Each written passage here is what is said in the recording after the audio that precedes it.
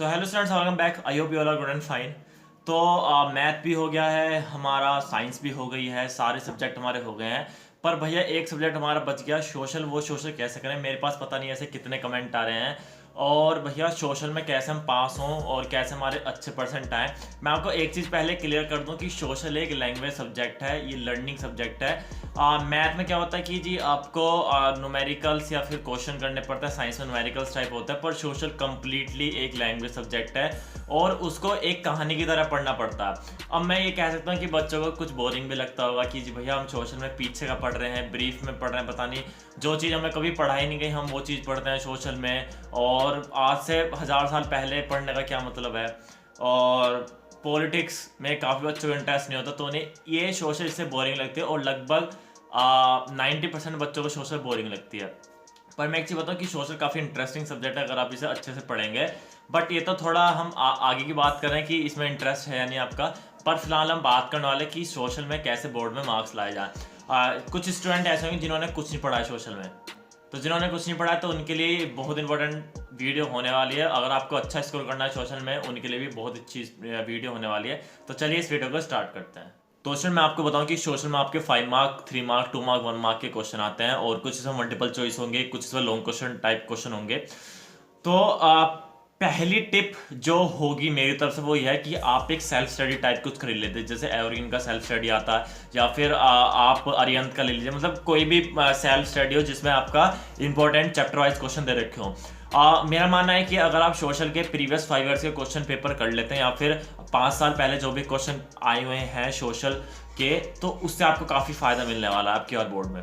ठीक है, तो आप सोशल के 5 मार्क वाले क्वेश्चन जरूर करके जाएं जो कि प्रीवियस ईयर में आते हैं। मैं आपको बताऊं, आप जो भी आगे पेपर्स आते हैं या जो भी आगे क्वेश्चन आने वाले हैं आपके, वो लगभग डिपेंड होता है प्रीवियस ईयर पेपर। थोड़ा सा लैंग्वेज घुमा फिरा के दे देते हैं या फिर वही अगर आपका कोई भी इंसिडेंट हुआ ऐसा कि सोशल में हिस्ट्री में ऐसा या नेशनल मूवमेंट वगैरह कुछ दे देते हैं, तो उससे घुमा फिरा के वही चीज़ आती है, तो उसमें डरने वाली कोई बात नहीं है।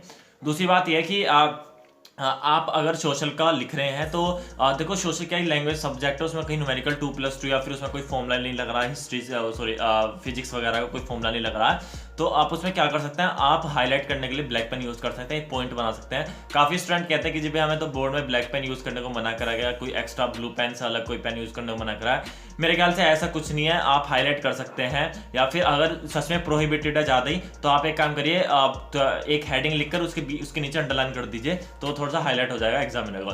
देखो अगर आपके सामने भी कोई एक पेपर दे दे, उस पर एक पूरा पैराग्राफ बना के दे दे, तो क्या आप उसको पढ़ोगे? इतना बोरिंग कौन पढ़ना चाहेगा? हाईलाइट चीज देखना चाहेंगे क्योंकि एग्जामिनर के पास इतना टाइम होता नहीं, तो वो क्या देखेंगे? हाईलाइट चीज। तो आपको सिर्फ उन्हें सिर्फ क्या दिखानी है? हाईलाइट चीजें दिखानी है। हाईलाइट चीजें में आप क्या कर सकते हैं, आप उनको एक हेडिंग दिखा सकते हैं या आप पॉइंट में लिख सकते हैं। आप दूसरा पॉइंट से इंटरेस्टिंग बात मिली कि पॉइंट वाइज लिखें। सपोज करो कि अगर आपके क्वेश्चन 5 मार्क्स का है तो आप वहां पर पॉइंट लिखे 5 पॉइंट, ठीक है। 3 मार्क्स का तो 3 पॉइंट लिखे और 1 मार्क का तो आपको कम से कम वहां पर 2 लाइन जरूर लिखनी है। तो मैं आपको बताऊं, अगर आप पॉइंट वाइज लिखने की कोशिश करेंगे तो वहां पे क्या होगा, हर पॉइंट के आपको 1 नंबर मिल जाएगा और वो हर पॉइंट अगर आप ब्लैक पेन से लिखेंगे तो वहां पर वो हाईलाइटेड होगा और वहां पर आपको मार्क्स मिलने की बहुत ज्यादा उम्मीद रहेगी। ठीक है, मैं आपको बताऊं दूसरी चीज ये है कि आप सोशल को एक तरीके से समझ लें, समझ के आप अपनी भाषा में लिखें। काफी स्टूडेंट होता है कि जी भैया वही भाषा उतार देता है जो एवरग्रीन वगैरह में लिखी होगी या जो भी अरिहंत के सैंपल पर लिखी होगी।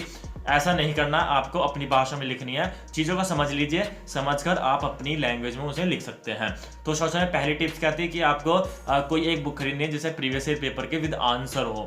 दूसरी बात कहती है कि आपको 5 मार्क, 2 मार्क, 3 मार्क क्वेश्चन में हेडिंग लिख कर रखनी है। 5 मार्क में 5 पॉइंट, 3 मार्क में 3 पॉइंट, इस तरीके से आपको लिखना है।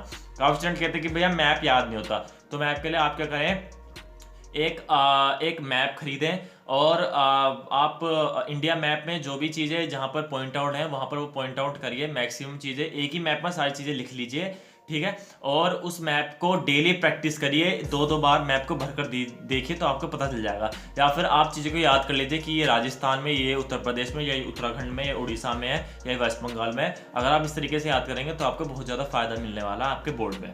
ठीक है। और नेक्स्ट टिप जो मेरी तरफ से वो ये है कि चीज़ों को प्रैक्टिस जरूर करते रहें। ऐसा ना माने कि सोशल कुछ नहीं है, इसको एंड टाइम पढ़ेंगे। काफ़ी बच्चे बोलते हैं कि भैया इसको हम एंड टाइम पे पढ़ेंगे।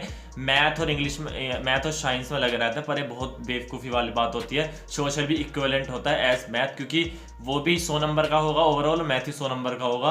अगर आप मैथ और साइंस में पूरे नंबर ले, सोशल में आपके 40% रह गए, तो कोई किसी गारंटी नहीं कि आपको 90% दिलवा दे, ठीक है। तो सोशल को भी इक्वल वेटेज देकर चलिए, उसको भी थोड़ा थोड़ा रिवाइज करते चलिए। इंटरेस्ट नहीं बनना तो ये चीज़ अगर आप फॉलो करेंगे तो आपका इंटरेस्ट बनने लगेगा। चीज़ों को याद ना करिए, चीज़ों को समझिए, समझ कर करेंगे तो आपके लिए फ़ायदेमंद होने वाला है ये बोर्ड में आपकी बात।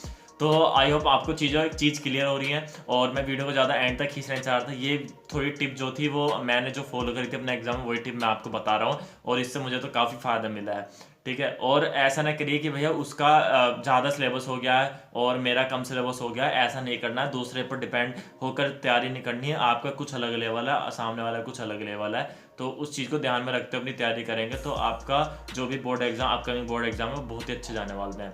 तो आई होप वीडियो अच्छी लगी तो लाइक करें, चैनल को सब्सक्राइब करें, अगर नहीं करा बेल आइकन दबाएं, और मिलते हैं ऐसी ज़बरदस्त वीडियोस के साथ। तो चलिए एंड करते हैं video. Thank you so much.